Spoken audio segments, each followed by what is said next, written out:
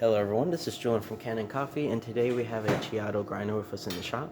And pretty much I came in for a few things, one of them being that this way of dispersing, pretty much the dosing wheel was not wanting to spin anymore, and that's because there's a spring in there that retracts the lever back, and that spring was mislocated. It was actually behind the lever, so when you would pull it all the way, even though you let go, it wouldn't, that middle latch wouldn't go back. It would just stay in the open position pretty much. So you could just keep doing it, and it wouldn't do anything at all. So we went in there, cleaned up the wheel, re-lubricated all the moving parts. Sometimes when you do it a little too fast, it might mislocate it just a little bit. And pretty much the reason why it's doing that is because the moly coat, which we put in there, it's really good stuff, but it's more stickier than most lubricants. And so what's happening is that lever is just slowly going back. So if you pull it and it doesn't happen, like there, you've seen how it skipped. It's just that lever slowly going back. And so sometimes it glides normal. Most times it glides normal, I should say. As you can see, nice and spinning. But just sometimes the lever isn't fully retracted, and so it no longer than a second or two, and it will go back to normal. This is to dodge replacing the whole dosing wheel, which I do always recommend. It's great to have a new one in there. But yeah, and then we just cleaned out the entire grinder, took off all the burrs, took off everything, cleaned out the inside of the grinder. The only thing we weren't able to clean is between this glasses is actually back here.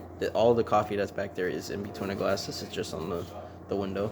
We did clean the outside as much as we could too. And yeah, so now we're going to test the grind. We do have some grinding here, but we are going to grind some new stuff. We're going to turn it on. You're going to see all of this is going to start stacking up into the dousing funnel.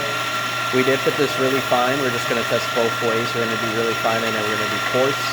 We're just going to let it grind a little bit. And we're going to hit that dousing funnel.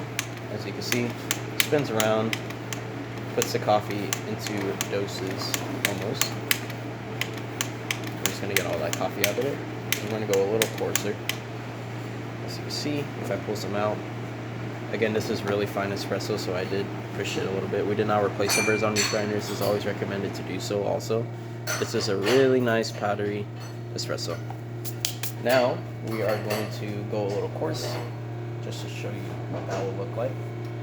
Now, when calibrating your grinder, you don't want to, at least when you're going finer, you don't want to, put this here. When going finer, you don't want to just turn the wheel and calibrate it like that. You want to run the machine while you're calibrating it, because these burrs, they go up and down. And then if there's a bunch of coffee in there already, which there is right now, it's going to rev into itself. It's going to pretty much close itself off. So when you calibrate these grinders, you want to, at least when you're going coarse, it's fine, but when you're going fine, you want to run the grinder while doing it. So now that we're on a little coarse, as you can see, coarse means that it's going to jolt up a little bit more. But we're just doing this to test. So we're going to douse it out, or dose it out.